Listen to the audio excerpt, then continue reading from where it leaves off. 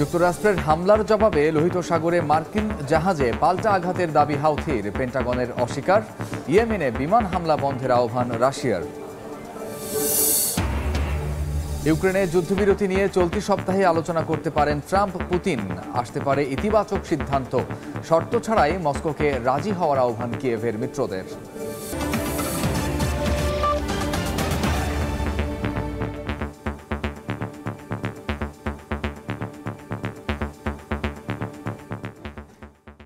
আন্তর্জাতিক সময়ের সঙ্গে আছি আমি কামরুজ্জামান মামুন। গাজায় যুদ্ধবিরতি নিয়ে হামাসের দেয়া শর্ত প্রত্যাখ্যান করেছে যুক্তরাষ্ট্র। সংগঠনটির প্রস্তাবকে অগ্রহণযোগ্য বলে মন্তব্য করেছেন মধ্যপ্রাচ্যে নিযুক্ত মার্কিন দূত। যদিও ইসরায়েল ও হামাসের মধ্যে দোহায় যুদ্ধবিরতির দ্বিতীয় ধাপের আলোচনা চলছে বলে জানা গেছে। এদিকে অবরুদ্ধ অঞ্চলে চলছে ইসরায়েলের নির্বিচার হত্যাযজ্ঞ। একদিনে দাতব্য ও মানবাধিকার সংস্থার কর্মী, সাংবাদিক সহ নিহত হয়েছেন 15 জন। হামলার পাশাপাশি গাজায় ত্রাণ সরবরাহ প্রবেশ বন্ধ করে দিয়েছে নেতানিয়াহুর সরকার। এতে চরম আকার ধারণ করেছে মানবিক সংকট। ইউনিসেফ সতর্ক করে জানিয়েছে, উপত্যকার 10 লাখের বেশি শিশু মৌলিক চাহিদা থেকে বঞ্চিত হচ্ছে। জরুরি চিকিৎসা না পেয়ে মারাত্মক ঝুঁকিতে পড়েছে অনেক শিশুর জীবন। যুদ্ধবিরতির চুক্তি বাস্তবায়ন হলে মার্কিন ইসরায়েল নাগরিককে মুক্তি ও 4 জিম্মির মরদেহ ফেরত দেওয়ার হামাসের শর্তকে প্রত্যাখ্যান করেছে যুক্তরাষ্ট্র। মধ্যপ্রাচ্যে নিযুক্ত মার্কিন দূত স্টিভ উইটকফ সংগঠনটির প্রস্তাবকে অগ্রহণযোগ্য উল্লেখ করে বলেছেন, এটি আলোচনার উপযুক্ত নয়। যদিও যুদ্ধবিরতির দ্বিতীয় ধাপ শুরুর বিষয়ে দোহায় ইসরায়েলি প্রতিনিধির সঙ্গে হামাসের আলোচনা চলছে বলে জানিয়েছে বিভিন্ন গণমাধ্যম। এদিকে ইসরায়েলের অভ্যন্তরীণ গোয়েন্দা সংস্থা প্রধানের ওপর আস্থা রাখতে না পারায় তাকে বরখাস্তের সিদ্ধান্ত নিয়েছেন প্রধানমন্ত্রী বিনিয়ামিন নেতানিয়াহু। এক ভিডিও বার্তায় তিনি বলেন, এই পদক্ষেপের মাধ্যমে গোয়েন্দা সংস্থাকে পুনর্গঠন এবং ভবিষ্যৎ বিপর্যয় এড়ানো সম্ভব হবে। যদিও এই সিদ্ধান্ত ঘিরে দেশটিতে বাড়ছে রাজনৈতিক অস্থিরতা, সাধারণ মানুষের মধ্যেও সৃষ্টি হয়েছে ক্ষোভ।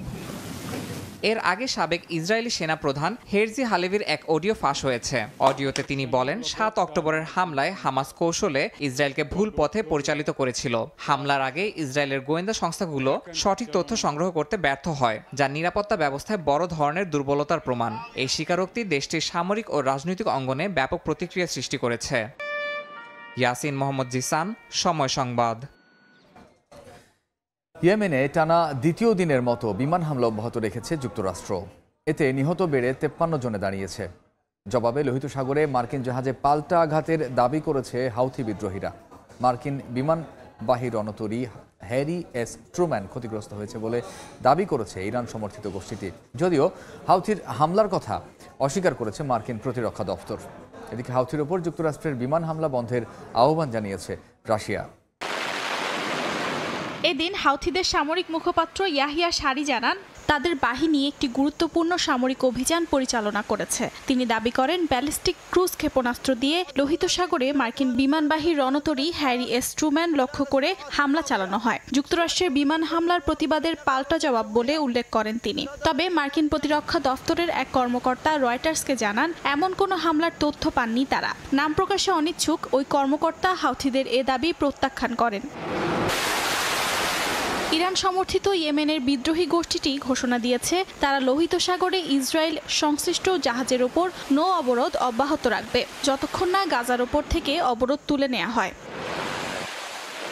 এদিকে মার্কিন প্রতিরক্ষা সচিব পিট হেগসেথ ফক্স নিউজকে দেয়া এক সাক্ষাৎকারে হাউথিদের সতর্ক করে বলেন, যদি যুক্তরাষ্ট্রের জাহাজ ও ড্রোন লক্ষ্য করে হামলা বন্ধ করা না হয়, তাহলে তাদের অভিযানও অব্যাহত থাকবে। এই অভিযান মূলত সমুদ্রপথের নিরাপত্তা নিশ্চিত করা এবং ইরানপন্থী হাউথিদের প্রতিহত করার জন্য বলে জানান তিনি। তবে হাউথিদের ওপর হামলা বন্ধের আহ্বান জানিয়েছে রাশিয়া। উভয় পক্ষকেই সংঘাত পরিহার করতে বলেছে জাতিসংঘ। শনিবার প্রেসিডেন্ট ডোনাল্ড ট্রাম্পের নির্দেশে ইয়েমেনে হাউথিদের ওপর হামলা শুরু করে যুক্তরাষ্ট্র। বিমান হামলায় বিদ্রোহী গোষ্ঠীটির বহু সদস্য হতাহত হয়েছে। অর্জিতা শহীন, সময় সংবাদ। ইউক্রেন সংঘাত বন্ধে প্রস্তাবিত যুদ্ধবিরতি নিয়ে চলতি সপ্তাহেই আলোচনা করতে পারেন ডোনাল্ড ট্রাম্প ও ভ্লাদিমির পুতিন। দুই নেতার মধ্যে ইতিবাচক আলোচনা হতে পারে বলে জানিয়েছেন মার্কিন প্রেসিডেন্টের বিশেষ দূত। এদিকে মস্কোকে 30 দিনের যুদ্ধবিরতিতে নিঃশর্ত রাজি হওয়ার আহ্বান জানিয়েছেন কিয়েভের ইউরোপীয় মিত্ররা। রাশিয়া এখনও যুক্তরাষ্ট্রের মধ্যস্থতায় ইউক্রেন সংঘাত বন্ধে প্রস্তাবিত যুদ্ধবিরতি চুক্তিতে সম্মত হয়নি। তবে মার্কিন পররাষ্ট্রমন্ত্রী মার্কো রুবিও ও রুশ পররাষ্ট্রমন্ত্রী সের্গেই লাভরভ বিষয়টি নিয়ে ফোনে কথা বলেছেন। রাশিয়ার মতে গেল মাসে সৌদি আরবের রিয়াদে অনুষ্ঠিত শীর্ষ সম্মেলনের আলোচনার ভিত্তিতে উভয় পক্ষই কিছু নির্দিষ্ট বিষয় বাস্তবায়ন নিয়ে আলোচনা করেছে। মধ্যপ্রাচ্যে মার্কিন বিশেষ দূত উইটকফ জানান, মস্কোতে তার বৈঠক ইতিবাচক ছিল এবং তা 3 থেকে 4 ঘন্টা স্থায়ী হয়। এ সপ্তাহে মার্কিন প্রেসিডেন্ট ডোনাল্ড ট্রাম্প এবং রাশিয়ার প্রেসিডেন্ট পুতিনের মধ্যে যুদ্ধবিরতি নিয়ে আলোচনা হওয়ার সম্ভাবনা রয়েছে বলে গণমাধ্যম সিএনএনকে জানান তিনি। পুতিন যুদ্ধবিরতির জন্য 30 দিনের একটি পরিকল্পনা সমর্থন করেছেন, তবে বাস্তবায়ন নিয়ে উদ্বেগ প্রকাশ করেছেন। এছাড়া রাশিয়ার কুর্স্ক অঞ্চলে অবরুদ্ধ ইউক্রেনীয় সেনাদের আত্মসমর্পণের জন্য সময় দেয়া হয়েছে। পুতিন আশ্বস্ত করেছেন, তারা আত্মসমর্পণ করলে নিরাপদে ও সম্মানজনক আচরণ করা হবে। তবে ইউক্রেনের পররাষ্ট্রমন্ত্রী আন্দ্রে সিবিগা জানান, কুর্স্ক অঞ্চলে তাদের সেনারা সামরিক অভিযান চালিয়ে যাবে। ইউক্রেনের প্রেসিডেন্ট ভলোদিমির জেলেনস্কি গেল সোমবার ক্রেমলিনের বিরুদ্ধে অভিযোগ তোলেন। তিনি বলেন, যুদ্ধবন্ধ চান না পুতিন। রাশিয়ার কুর্স্ক অঞ্চলে ও ইউক্রেনে যুদ্ধবিরতি নিয়ে রুশ প্রেসিডেন্ট ভ্লাদিমির পুতিন মিথ্যা বলেছেন বলে অভিযোগ করেন জেলেনস্কি। তার ইউরোপীয় মিত্ররাও পুতিনকে যুদ্ধবিরতিতে নিঃশর্ত রাজি হওয়ার আহ্বান জানিয়েছেন। অর্জিতা শহীন, সময় সংবাদ। আন্তর্জাতিক সময় আরও থাকছে। যুক্তরাষ্ট্রের শক্তিশালী টর্নেডোর আঘাতে প্রাণহানি বেড়ে 37, ব্যাপক ক্ষয়ক্ষতি। এখনও বিদ্যুৎ বিচ্ছিন্ন 3.5 লাখের বেশি বাসিন্দা, জরুরি সতর্কতা জারি। পাকিস্তানের বেলুচিস্তানে ট্রেন হাইজ্যাকের পর এবার সেনাবহরে আত্মঘাতী বোমা হামলার ঘটনা ঘটেছে। এ ঘটনায় সেনা সদস্য সহ অন্তত 12 জন নিহত হয়েছেন। হামলার দায় স্বীকার করে বিবৃতি দিয়েছে বিচ্ছিন্নতাবাদী সংগঠন বেলুচ লিবারেশন আর্মি। তাদের দাবি, হামলায় অন্তত 90 সেনা সদস্য নিহত হয়েছে। স্থানীয় সময় রোববার পাকিস্তানের বেলুচিস্তানে সেনাবহর লক্ষ্য করে হামলা চালানো হয়। দেশটির সরকারি সূত্র মতে একটি গাড়ি বিস্ফোরক সহ সেনাবহরের একটি বাসকে আঘাত করে। পাশাপাশি আরেকটি বাস রকেট চালিত গ্রেনেডের আঘাতে ক্ষতিগ্রস্ত হয়। এতে সেনা সদস্য সহ বেশ কয়েকজন আহত হয়েছেন। আহতদের দ্রুত স্থানীয় হাসপাতালে নেওয়া হয়। এদের মধ্যে কয়েকজনের অবস্থা আশঙ্কাজনক হওয়ায় মৃতের সংখ্যা আরও বাড়তে পারে বলে ধারণা করছেন সংশ্লিষ্টরা। হামলার দায় স্বীকার করেছে বিচ্ছিন্নতাবাদী সংগঠন বেলুচ লিবারেশন আর্মি। তাদের দাবি, এই হামলায় পাকিস্তানি সামরিক বাহিনীর 90 জন সদস্য নিহত হয়েছে। সুনির্দিষ্ট পরিকল্পনার মাধ্যমে সেনা সদস্যদের হত্যা করা হয় বলে বিবৃতিতে জানায় বিএলএ। বেলুচিস্তানের মুখ্যমন্ত্রী সরফরাজ বুগতি এই হামলার নিন্দা জানিয়ে সেনা মৃত্যুর ঘটনায় শোক প্রকাশ করেন। আইএসপিআই জানায়, হামলার পরপরই সন্ত্রাসীদের ধরতে অভিযান শুরু হয়েছে। বেলুচিস্তানে শান্তি ও স্থিতিশীলতা রক্ষায় সেনাবাহিনী দৃঢ়প্রতিজ্ঞ বলে উল্লেখ করা হয়। গেল মঙ্গলবার বেলুচিস্তানেই যাত্রীবাহী জাফর এক্সপ্রেস ট্রেন হাইজ্যাক করে বেলুচ লিবারেশন আর্মি। বহু যাত্রীকে জিম্মিও করা হয়। পরে নিরাপত্তা বাহিনীর চেষ্টায় তাদেরকে মুক্ত করা হয়েছে। ওই ঘটনাতেও নিরাপত্তা বাহিনীর সদস্য, ট্রেন চালক সহ কয়েকজন নিহত হন। অভিযানে বেশ কয়েকজন অস্ত্রধারীরও মৃত্যু হয়। অর্জিতা শহীন, সময় সংবাদ। যুক্তরাষ্ট্রের মধ্য পশ্চিম ও দক্ষিণাঞ্চলের শক্তিশালী টর্নেডোর আঘাতে মৃতের সংখ্যা বেড়ে দাঁড়িয়েছে 37 জনে। ব্যাপক ক্ষয়ক্ষতির শিকার হয়েছে বেশ কয়েকটি এলাকা। বিদ্যুৎবিহীন অবস্থায় রয়েছেন 3.5 লাখের বেশি মানুষ। দেশটির আবহাওয়া দফতর জানায়, ঝড় পূর্ব দিকে এগিয়ে যাচ্ছে। জারি করা হয়েছে সতর্কতা। ধ্বংস হয়ে গেছে ঘরবাড়ি, রাস্তাঘাট। বিদ্যুৎহীন হয়ে পড়েছে লাখো মানুষ। মিসৌরিতে প্রাণহানির সংখ্যা এখন পর্যন্ত সবচেয়ে বেশি। এছাড়াও অ্যালাবামা, উইন্টারবোরা ও প্ল্যান্টাসভিল শহরে মৃত্যু খবর পাওয়া গেছে। স্থানীয় সময় শুক্রবার যুক্তরাষ্ট্রের মধ্য পশ্চিম ও দক্ষিণাঞ্চলে আঘাত হানা ভয়াবহ টর্নেডোর তাণ্ডবের প্রভাব এটি। টেক্সাস, কানসাস ও ওক্লাহোমার বিস্তীর্ণ এলাকায় ঝড়ের প্রভাবে ধূলিঝড় দেখা দিয়েছে। অ্যালাবামার গভর্নর জানান, রাজ্যের 52টি কাউন্টি ক্ষতিগ্রস্ত হয়েছে। কবলিতদের উদ্ধারে আপ্রাণ চেষ্টা চালাচ্ছেন উদ্ধারকর্মীরা। পশ্চিম ভার্জিনিয়া, ওহাইও ও পেনসিলভেনিয়ার জন্য জারি করা হয়েছে নতুন করে টর্নেডো সতর্কতা। এদিকে আরকানসাসে ভয়াবহ EF4 মাত্রার টর্নেডো শনাক্ত হয়েছে, যার বাতাসের গতিবেগ ছিল 190 মাইল প্রতি ঘন্টা। 2021 সালের পর এটি এই অঞ্চলের সবচেয়ে শক্তিশালী টর্নেডো বলে জানিয়েছেন আবহাওয়াবিদরা। এই দুর্যোগ মোকাবেলায় ফেডারেল সরকার রাজ্য ও স্থানীয় কর্তৃপক্ষকে সর্বাত্মক সহায়তা দেবে বলে জানান মার্কিন প্রেসিডেন্ট ডোনাল্ড ট্রাম্প। তিনি আরকানসাসের ন্যাশনাল গার্ড মোতায়েনের নির্দেশ দিয়েছেন। মিশিগান থেকে জর্জিয়ায় ঝড়ের প্রভাবে এখন পর্যন্ত 3.5 লাখের বেশি মানুষ বিদ্যুৎ বিচ্ছিন্ন অবস্থায় রয়েছে। ঝড়ের গতি আরও বাড়তে পারে এবং নতুন নতুন এলাকায় তাণ্ডব চালাতে পারে বলে সতর্ক করেছেন আবহাওয়াবিদরা। ঝড় ক্রমেই পূর্ব দিকে এগিয়ে যাচ্ছে বলে জানায় সংশ্লিষ্টরা। অর্জিতা শেহজিন, সময় সংবাদ। তুষারপাত দেখতে উপভোগ্য, তবে বসবাসকারীদের জন্য চরম দুর্ভোগের। সুখী দেশ ফিনল্যান্ডের মানুষের জীবনে এই এক অসুখের নাম। সড়কে জমে থাকা তুষার শুকিয়ে ব্ল্যাক আইসে রূপ নিলে ব্যাহত হয় স্বাভাবিক জীবনযাত্রা। দুর্ঘটনা হয় অহরহ। দেশটিতে প্রতি বছর বরফ পিছিলে 1.5 লাখ মানুষ হাসপাতালে ভর্তি হন। ফিনল্যান্ডের স্নিগ্ধ তুষারপাতের তিক্ততার গল্প জানাচ্ছেন মহিউদ্দিন মধু। সাদা শুভ্র, চোখ যতদূর যায় ততদূর এই সফেদ জমিন। আসমানের রঙে মিতালি গড়ে ভূমিও। পুরো নগর যেন ঢাকা পড়ে তুষারের চাদরে। মাঠঘাট পথ চেনা দায়। দৃষ্টিনন্দন এই চিত্র কবি সাহিত্যিকের লেখনীতে সরলতার উপমা তৈরি করে, দোলা দেয় মনে। চারিদিকের স্নিগ্ধতায় বয়ে যায় মায়াবী আবাহন। প্রকৃতির এই সময়ে উপভোগের আইস স্কেটিং, আইস হকি খেলায় মাতেন অনেকে। নানাভাবে উপভোগের চেষ্টা করেন কেউ কেউ, অনেকেই আবার বেরিয়ে পড়েন ঘুরতে।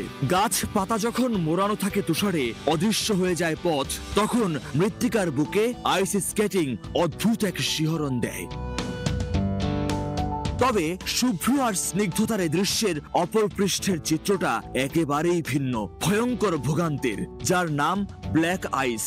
অর্থাৎ তুষারপাতের পর তাপমাত্রা কমলে রূপ নেয় বরফে, হয়ে যায় পিচ্ছিল। পাথরগুলো ফেলে কোনো মতে চলাচল উপযোগী করা হয়, তবে বিপত্তি বাধে ফের। তাপমাত্রা আবার বাড়লে বরফ গলে হয়ে যায় কাদা কাদা। দুর্বিষহ হয়ে পড়ে যাতায়াত ও যোগাযোগ ব্যবস্থা। ফার্স্ট অবস্থায় যখন এটা আপনার মানে জমে না, ওই অবস্থাও মানুষ অনেক বেশি অ্যাক্সিডেন্ট করে, মানুষ পিছলা খেয়ে পড়ে যায়। আর সেকেন্ডলি হচ্ছে স্নোটা পরে যখন জমে যায়, মানে ঠান্ডায় যখন এটা বরফ হয়ে যায়, ওই বরফটা এটাকে ব্ল্যাক আইস বলে। ব্ল্যাক আইস যখন হয়ে যায়, ব্ল্যাক আইস হয়ে গেলে ওই আইসে মানুষ অনেক বেশি পিছলা খেয়ে পড়ে, গাড়ি অ্যাক্সিডেন্ট হয়। এখানে দুইটা টায়ার বেসিক্যালি ইউজ হয় সারা বছর জুড়ে। একটাকে বলা হয় সামার টায়ার, আর একটাকে বলা হয় হচ্ছে উইন্টার টায়ার। সো উইন্টার টায়ারে আপনার এক্সট্রা করে স্টিলের এক ধরনের জিনিস, স্পাইক বলে এগুলাকে, এগুলা লাগানো থাকে। মাঝে মধ্যে আপনার হচ্ছে কোনো ফরকাস্ট ছাড়া যখন স্নো চলে আসে, তখন সকালে উঠে স্কুলে যেতে অথবা কাজে যেতে মানুষ খুবই বিরক্ত ফিল করে। ফিনল্যান্ড রোড সেফটি কাউন্সিলের জরিপ মতে শীত মৌসুমে প্রতি 3 জনে 1 জন বরফ পিছলে দুর্ঘটনার শিকার হন। বলা হয়ে থাকে চীনের দুঃখ হোয়াংহো, আর সুখী দেশ ফিনল্যান্ডের জন্য দুঃখের কারণ হয়ে দাঁড়ায় এই স্নোফল বা তুষারপাত। যারা এখানে বেড়াতে আসেন তাদের জন্য তুষারপাত দারুণ এবং উপভোগের, তবে যারা স্থানীয় বাসিন্দা তাদের জন্য বড় সমস্যা, কারণ এই স্নো এক পর্যায়ে আইসে রূপান্তরিত হয়, চলাচলে বিঘ্নতা ঘটায়। মহিউদ্দিন মধু, সময় সংবাদ, হেলসিঙ্কি, ফিনল্যান্ড। আন্তর্জাতিক সময় আরও থাকছে। ব্রিটিশ পার্লামেন্টে অভিবাসন ইস্যুতে বিতর্ক 5 বছরের জন্য স্থগিত করার আহ্বান। সভাপতিত্বে বাংলাদেশি বংশোদ্ভূত রূপা হক। বাস্তবায়নে ক্ষতির সংখ্যা বিশ্লেষকদের। এক রাতের মধ্যেই মৃত্যুপুরীতে পরিণত হয়েছে জাম্বিয়ার কাফুয়ে নদী। চীনা মালিকানাধীন একটি খনির 5 কোটি লিটার বিষাক্ত রাসায়নিক বর্জ্য নদীতে ছড়িয়ে পড়ে মারাত্মক দূষিত হয়ে পড়েছে নদীর পানি। মরে গেছে অসংখ্য মাছ। এছাড়া ক্ষতিগ্রস্ত হয়েছে বিপুল পরিমাণ কৃষিজমি। হাজার হাজার মানুষ চরম সংকটে পড়বে বলে আশঙ্কা করছেন পরিবেশবিদরা। 18 ফেব্রুয়ারি জাম্বিয়ার সাইনোমেটালস কপার খনির একটি টেইলিংস বাঁধ ধসে পড়ে। এতে 5 কোটি লিটার বিষাক্ত রাসায়নিক বর্জ্য দেশটির গুরুত্বপূর্ণ কাফুয়ে নদীতে প্রবাহিত হয়। বিশেষজ্ঞরা জানান এতে অ্যাসিড, ভারী ধাতু ও অন্যান্য ক্ষতিকর উপাদান ছিল। দ্রুততম সময়ে এর প্রভাব স্পষ্ট হওয়া শুরু করে। নদীতে মাছ মরে যেতে থাকে। মারাত্মক ক্ষতির মুখে পড়ে নদীর আশপাশের জমির ফসল। এছাড়া আশপাশের অন্যান্য জলাশয়ে চুন মিশ্রিত এসব পানি ঢুকে পড়লে সেখানেও মাছ মরতে শুরু করে। আর্থিকভাবে ক্ষতিগ্রস্ত হয়েছেন অনেক কৃষক। পরিবেশবিদরা এই ঘটনাকে বিপর্যয় বলে অভিহিত করেছেন। বিশেষজ্ঞদের মতে এই দূষণের প্রভাব শুধু আশপাশের অঞ্চলের মধ্যেই সীমাবদ্ধ থাকবে না, পুরো ইকোসিস্টেমের ওপর দীর্ঘমেয়াদী প্রভাব ফেলবে এই ঘটনা। এটি একটি পরিবেশগত বিপর্যয়। সাইনোমেটালস এমন একটি নদী দূষিত করেছে যার উপর লাখ লাখ মানুষের জীবিকা নির্ভরশীল। তবে কাজ শুরু হয়েছে ক্ষয়ক্ষতির পরিমাণ কমিয়ে আনার জন্য। এরই মধ্যে কাফুয়ে নদীর মাছ না খাওয়ার পরামর্শ দিয়েছে কর্তৃপক্ষ। খনি কর্তৃপক্ষ বলছে তারা বাঁধ মেরামত করে পরিস্থিতি নিয়ন্ত্রণে আনার চেষ্টা করছে। কাকুলি আখতার, সময় সংবাদ। যুক্তরাজ্যে অভিবাসীদের আশ্রয় স্থগিতের দাবি নিয়ে ব্রিটিশ পার্লামেন্টে বিতর্ক হয়েছে। এতে সভাপতিত্ব করেন বাংলাদেশি বংশোদ্ভূত ব্রিটিশ এমপি রূপা হক। বিতর্কে 5 বছরের জন্য সকল ধরনের বৈধ ও অবৈধ অভিবাসন স্থগিত করার আহ্বান জানানো হয়। তবে এটা বাস্তবায়ন হলে অর্থনৈতিক সহ নানা ক্ষতি হতে পারে বলে শঙ্কা প্রকাশ করেছেন বিশ্লেষকরা। লন্ডন থেকে শোয়েব কবিরের প্রতিবেদন। যুক্তরাজ্যের অভিবাসন ইস্যুটি দীর্ঘদিন ধরেই আলোচিত। অভিবাসনের ফলে বাসস্থান, শিক্ষা, স্বাস্থ্যসেবা ও কর্মসংস্থানের উপর ব্যাপক চাপের মুখে ব্রিটিশ সরকার। প্রতি বছরে বেড়ে চলছে তাদের সংখ্যা। 2024 সালের জুন পর্যন্ত নেট অভিবাসন ছিল 7,28,000, যা আগের বছরগুলোর তুলনায় অনেক বেশি। গেল সপ্তাহে ব্রিটিশ পার্লামেন্টের ওয়েস্টমিনিস্টার হলে এই ইস্যুতে বিতর্ক হয়। বিতর্কে অংশ নেন বিভিন্ন রাজনৈতিক দলের সংসদ সদস্যরা। এতে সভাপতিত্ব করেন বাংলাদেশি বংশোদ্ভূত ব্রিটিশ এমপি রূপা হক। বিতর্কের মূল বিষয় ছিল দেশটিতে 5 বছরের জন্য সব ধরনের অভিবাসন স্থগিত করা। বিশ্লেষকরা বলছেন, অবৈধভাবে অভিবাসী প্রবেশ ঠেকানো বন্ধ করতে সরকার কার্যকরী পদক্ষেপ নিতে পারে। তবে বৈধ অভিবাসনের রাস্তা পুরোপুরি বন্ধ করা বাস্তবসম্মত হবে না। 5 বছরের জন্য ব্রিটেনের লিগ্যাল এন্ড ইমিগ্রেশন বন্ধ করে দেওয়া, অর্থাৎ ওয়ার্ক পারমিট, স্টুডেন্ট ভিসা সবকিছু বন্ধ করে দিলে ব্রিটেন অচল হয়ে যাবে। এটা একটা অবাস্তব প্রস্তাবনা এবং এটা কোনো ক্রমেই সম্ভব না। অভিবাসন পুরোপুরি বন্ধ করলে অর্থনৈতিকভাবে মারাত্মক ধস নামতে পারে ব্রিটেনে। তাই এই পদক্ষেপ সমর্থন করছেন না বিশ্লেষকরা। আমার মনে হয় না যে এটা প্র্যাকটিক্যাল, বিকজ আপনি ইলিগাল মাইগ্রেন্টটা আপনি কন্ট্রোল করতে পারেন এবং কিভাবে করবেন এটা আপনি দেখতে পারেন, কিন্তু লিগাল মাইগ্রেশন আপনি বন্ধ করতে পারবেন না। এই বিতর্কের পর যুক্তরাজ্যের সরকার অভিবাসন নীতির পর্যালোচনা করতে পারে। বাড়তে পারে কঠোর নীতিমালা গ্রহণের চাপ। তর্ক বিতর্কের দোলাচালে যুক্তরাজ্যে অভিবাসীদের ভাগ্য। এক পক্ষ কঠোর বিধিনিষেধ আরোপ চায়, অপরপক্ষ বলছেন বিধিনিষেধ আরোপের ফলে অর্থনৈতিক বিপর্যয় নেমে আসতে পারে। তবে সরকারের এ ধরনের অবিবেচক সিদ্ধান্ত নেওয়ার আগে প্রয়োজন জনমত জরিপ। শোয়েব কবির, সময় সংবাদ, লন্ডন।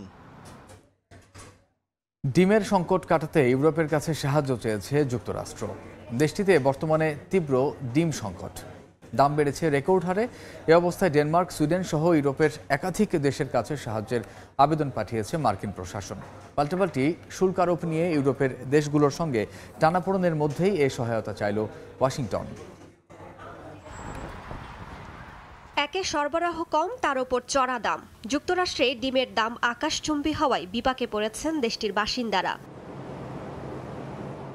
কয়েক মাসে 10.4% এবং বছরে 58.8% পর্যন্ত দাম বেড়েছে। সংকট মোকাবিলায় ইউরোপের দেশগুলোর দ্বারস্থ হয়েছে যুক্তরাষ্ট্র। ডেনমার্ক, সুইডেন ও ফিনল্যান্ডের কাছে ডিম চেয়ে আনুষ্ঠানিক অনুরোধ পাঠিয়েছে মার্কিন প্রশাসন। পাল্টাপাল্টি শুল্কারোপ নিয়ে ইউরোপের সঙ্গে টানাপোড়েনের মধ্যেই ডিম চেয়েছে ওয়াশিংটন। তবে ইউরোপের দেশগুলোই ডিম সংকটে, তাই রপ্তানি নিয়ে শঙ্কা রয়েছে। সুইডেনের বৃহত্তম ডিম উৎপাদনকারী প্রতিষ্ঠান ক্রোনাক বলছে তারা ইউরোপের বাজারকেই অগ্রাধিকার দেবে। নরওয়ে বলছে তারা মার্চের শুরুতেই যুক্তরাষ্ট্রের অনুরোধ পেয়েছে, তবে বেশিরভাগ ডিম উৎপাদনকারী প্রতিষ্ঠান দেশটিতে রপ্তানির বিপক্ষে। ইউরোপে বার্ড ফ্লু মহামারী আকার ধারণ করায় ফ্রান্সেও ডিমের সংকট। এদিকে তুরস্ক যুক্তরাষ্ট্রকে 42 কোটি ডিম সরবরাহের পরিকল্পনা করছে। ইন্দোনেশিয়া থেকেও ডিম কেনার চেষ্টা চলছে। রাইসা জান্নাত, সময় সংবাদ। এই ছিল আন্তর্জাতিক সময়।